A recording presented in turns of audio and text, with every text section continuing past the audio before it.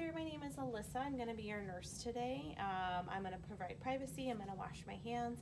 I'm going to verify my patient with my 2 patient identifiers. I'm going to get my clean equipment, which is just going to be my stethoscope. I'm going to be doing your abdominal assessment today, sir. Questions I might want to ask include how his appetite has been. Has he had any sort of difficulty swallowing? Any sort of intolerances to any sort of different types of food, significant nausea or vomiting, any sort of history of abdominal surgeries, that kind of thing. First things first, I'm going to be looking at the contour of his stomach. I'm going to be looking from the right side of his stomach, pretty much exclusively. When I'm looking for contour, I expect to see either a flat stomach or maybe a rounded stomach. Scaphoid would be very thin, protuberant would be very round. Always looking from the right side. It's easier to see things like an enlarged liver when you're looking from the right to look for that downward slope.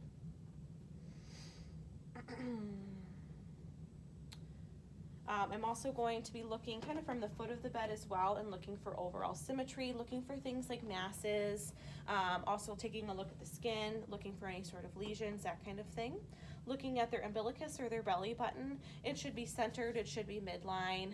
It's normal for people to have either an innie or an outie belly button, but there shouldn't be any sort of significant mass that would indicate like an umbilical hernia. I'm going to assess for skin turgor on their abdomen as well. I'm going to be looking kind of right below their xiphoid process and looking for any sort of pulsations. Not totally uncommon to see some sort of aortic pulsations within this region, especially if the patient's very thin. If the patient was a little bit heavier, a little bit more obese, you wouldn't necessarily see that pulsation. I'm also going to be inspecting for hair distribution. It's normal in men to see kind of a diamond shape in pubic hair distribution and an inverted triangle shape in female hair distribution. Also just looking at his overall facial expressions. When a patient is having significant abdominal pain, it's not uncommon to see some grimacing or guarding kind of within their, they might be guarding of that region or grimacing within their face. Now, what's different about this particular assessment is that I'm going to auscultate before I do anything else, before I do any sort of palpation within the abdomen or percussion, because I don't want to mess with the patient's bowel sounds. I'm going to be starting in the patient's right lower quadrant using my diaphragm of my stethoscope. Right lower quadrant, and I'm going to be listening for a full minute in each quadrant. Right lower, right upper, left upper, left lower. If bowel sounds were absent, I would listen for 5 minutes in each quadrant. I'm also going to be listening for the vascular sounds. I'm going to be listening with the bell of my stethoscope, and kind of right underneath the xiphoid process, about an inch or so below, I'm going to be listening for the aorta, and I'm listening for any sort of whooshing sounds or bruits. And just to kind of visualize, aorta would be about here, split off, kind of following the slope of the ribs, about an inch below would be renal. Iliac, about an inch or so out from the belly button and a little bit down on both sides. Again, listening with my bell on either sides. And then femoral, kind of closer to the groin, listening on both sides. Next, I'm going to percuss the patient's abdomen, and I'm going to be doing this in a zigzag pattern throughout all quadrants of the abdomen. And I expect to hear tympany within the abdomen. Next, I'm going to percuss the borders of the liver and the spleen. How I'm going to do that is I'm going to actually make my way kind of up from the ribs, where I would expect to hear resonance, and listen for that note to change to to a dull note. And that would be kind of the start of my liver border. I would make a mark there. And then I'm going to make my way up from the bottom through the abdomen, where I expect to hear tympany, until I hear a dull note, and I would make a mark there, and I would measure between those 2 lines. That's for the liver. I would do a similar assessment on the patient's left side to percuss for the spleen.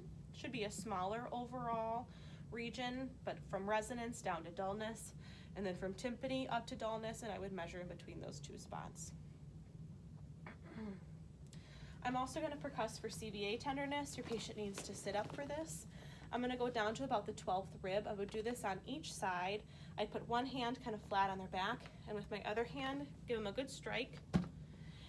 And we're looking for tenderness. The patient should have no tenderness when you do this particular part of your exam. Next, I'm going to palpate the abdomen. I'm going to start with light palpation, again, using my clockwise, going clockwise, starting in my right lower quadrant. It's important, too, to kind of watch the patient's facial expressions as you do this, because it gives you a good indication if they're having any sort of tenderness. With my deep palpation, deeper still, if I have an obese patient, I might have to do it by manual, where I'm using both of my hands to really get in there and feel for organs, any sort of masses, that kind of thing. I shouldn't be eliciting any sort of additional painful response. Lastly, I'm going to do some sort of deep palpation for the liver and for the spleen as well. You can do this one of two ways. One way is to kind of do a little bit of a duckbill, where you push your, put one hand underneath the patient on the right side if I'm assessing for their liver, and push right underneath the rib cage here on their right and have the patient take a deep breath. And you can feel that liver border kind of bump up against your fingers. It should be tucked very much underneath the ribs. That would be normal. If it starts to descend kind of farther down, we're concerned that that liver might be enlarged. I would do the same thing on this side for the spleen, have the patient take a breath. It's not uncommon to not be able to palpate the spleen. Another technique I could use specifically for the liver would be the Hooking's technique, where I'd come up with two hands and go underneath the patient's rib cage and have them take a deep breath. And again, I should feel that liver border kind of bump up against my fingers. When I'm doing my spleen assessment, if I do feel their spleen and I feel like it's enlarged, I'm hands off at that point and I don't want to palpate any further, because I can actually rupture their spleen if I palpate too firmly. Again, I've watched his facial expressions while I've done this assessment. I would discuss my findings with the patient and document my assessment.